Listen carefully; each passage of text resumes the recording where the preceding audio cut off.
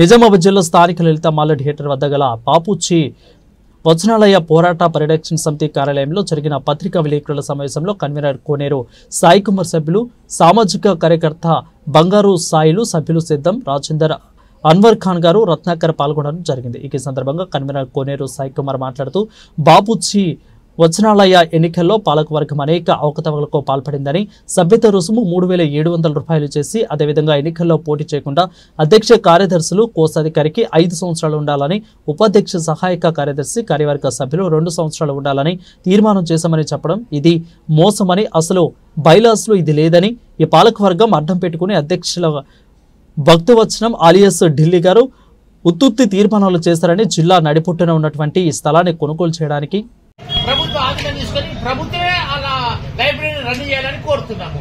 ఎందుకంటే ఈ పాలకుల వల్ల ఆ లైబ్రరీ కాదు, అన్ని రాజకీయ కుట్రలు, అచ్చిన సొమ్మంతా తినేస్తున్నారు కిరాయిలంతా. కాబట్టి ఇది చాలా గర్వించే విషయం. కాబట్టి రిక్వెస్ట్ చేస్తున్నాం కలెక్టర్ గారు, ఆర్డీఓ గారు ఇమీడియట్లీ యాక్షన్ తీసుకోవాలని కోరుతున్నాము.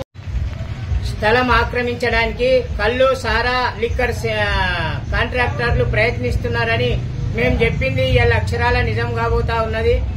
ఆబాది స్థలమైనటువంటి బాపూజీ వచనాలయాన్ని కళ్ళు, సారా, లిక్కర్ కాంట్రాక్ట్ అయినటువంటి ఢిల్లీ భక్తవత్సలం గారు మీద మేము కలెక్టర్ గారికి ఫిర్యాదు చేయడం జరిగింది. గత నెల 8వ తారీఖున కలెక్టర్ గారు రిజిస్ట్రేషన్ ఆఫీస్ కు రాశారు. ఏమనంటే దీనికి సంబంధించిన విషయాలు పూర్తి సమాచారం ఇవ్వమని. ఆ మేరకు నెల రోజులు విచారణ చేసి రికార్డు అంతా ఎత్తి అన్ని ఫైళ్లన్నీ పరిశీలించిన మీదట జిల్లా రిజిస్ట్రార్ గారు నిన్న సమాధానం కలెక్టర్ గారికి పంపుతూ మాకు లేఖ ఇవ్వడం జరిగింది. ఆ లేఖలో స్పష్టంగా జిల్లా రిజిస్ట్రార్ గారు పేర్కొనడం జరిగింది. ఏమని, బాపూజీ వచనాలయం పేరుతోని రిజిస్ట్రేషన్ నంబరు రిజిస్టర్ కాలేదు, అది మా ఆఫీసులో లేదు, దానికి సంబంధించినటువంటి ఉత్తర ప్రత్యుత్తరాలు కూడా మాతో నడపబడలేదు. కాబట్టి దీనిపైన పూర్తిగా మా దగ్గర సమాచారం లేదని తెలియజేస్తూ లేఖ ఇవ్వడం జరిగింది. మేము ఆ రోజు చెప్పాము, ఎన్నికల్లో నామినేషన్ వేసినప్పుడు 5 సంవత్సరాలు ఉంటేనే అధ్యక్షుడు, ఉపాధ్యక్షుడు, కార్యదర్శి చేయాలి, 2 సంవత్సరాలు ఉంటేనే సహాయ కార్యదర్శి, సభ్యులు ఉండాలి అని వీళ్ళు నియమాలు పెట్టినప్పుడే వీళ్ళు ఈ నియమావళి వీళ్ళు పెట్టినటువంటిది ఇవి బైలాస్ లో పాత నియమావళిలో లేదు అని చెప్పాము. లేదు, మేము తర్వాత తీర్మానం చేశాము, జనరల్ బాడీని ఆమోదించింది, మేము రిజిస్ట్రార్ గారికి పంపి ఆమోదం తీసుకున్నామని చెప్పారు. ఇది తప్పు అని చెప్పాము. ఈ రోజు నిజమైంది. జిల్లా రిజిస్ట్రార్ గారు అసలు రిజిస్ట్రేషనే కాబడలేదు బాపూజీ వచనాలయం అని ఈ రోజు స్పష్టంగా ఆయన స్వదస్తుడితో రాసి మాకు లెటర్ ఇవ్వడం జరిగింది.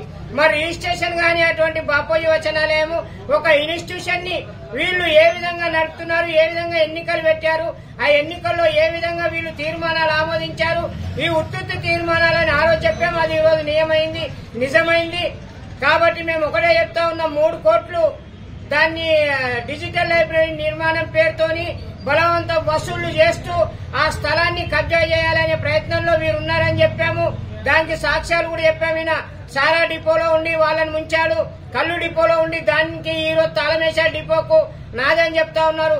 సర్దార్ అలీ ఖాన్ లేఅవుట్లలో ఒక్క ప్లాట్ 3కి రిజిస్ట్రేషన్ చేసిన గనుడు ఈయన ఇక్కడికి చేరి బాపూజీ వచనాలయంలో ఇవాళ విద్యార్థులకు, విజ్ఞానవంతులకు, పేద ప్రజలకు, నిరుపేదలకు మేలు చేస్తారంటే ఎట్లా నమ్మేది అని అడిగాను ఆ రోజు. ఈయన కళ్ళబొల్లి మాటలు చెప్తున్నాడు.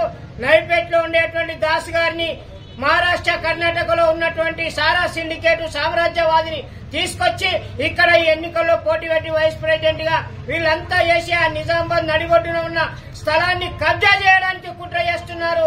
అందులో భాగంగానే కథ పెట్టారని చెప్పాము. ఇవాళ రిజిస్ట్రార్ గారు ఇచ్చిన లేఖతో ఇది తేట తెల్లమైంది. కాబట్టి దీనిపైన మేము ఒకటే చెప్తా ఉన్నాము, అయ్యా మా మీద ఆరోపణలు చేస్తున్నావు, కానీ మేము ప్రజా జీవితంలో ఉన్నాం చిన్నప్పటి నుండి. ఫుట్పాత్ యూనియన్ అయితేనేమి, గూడ్స్ ఆటో యూనియన్ అయితేనేమి, గుడిసెవాసుల సంఘం అయితేనేమి, అన్ని నిజమైన ప్రజా ఉద్యమాలు, ప్రజలతోని మేము అనుబంధంలో ఉండి పోరాటమే ఊపిరిగా మేము బతున్నాం. కానీ మా మీద అనవసర ఆరోపణలు చేసి నువ్వు తప్పించుకొని ఆయనతో ఉత్తుత్తి సన్మానాలు, దానికి ఉత్తుత్తి ఎలక్షన్ జరిపించుకొని గెలిచి వీళ్ళ శాలువానే వీళ్ళ యొక్క దండలే తీసుకొచ్చి ఎదుటి వారికి ఇచ్చి వాళ్ళతో సన్మానం. ఏం ఘనకార్యం చేశారని సన్మానం? మళ్ళీ మొన్న ఒకటి చూశాను వాట్సాప్ లో ఫోటో, ఉత్తుత్తి చెక్కులు వట్టి చెక్కులు వీళ్లకు విరాళం ఇచ్చినట్లు. ఎందుకండి ఇంతగానే డ్రామా? కాబట్టి ఇదంతా కూడా కళ్ళబొల్లి మాటలు చెప్తా ఉన్నారు. దీనిపైన పూర్తి స్థాయిలో కూడా సిబిఐ, ఏసీబీ విచారణ జరపాలి. రాష్ట్ర ప్రభుత్వాన్ని ఒకటే కోరుతా ఉన్నాము, విలువైనటువంటి స్థలము నిజామాబాద్ జిల్లా కేంద్రం నడిబొడ్డులో 200 నుంచి 300 కోట్ల వరకు విలువైన స్థలాన్ని కబ్జా చేసే ప్రయత్నాన్ని అరికట్టడానికి మా శక్తి వంచన లేకుండా కృషి చేశాం.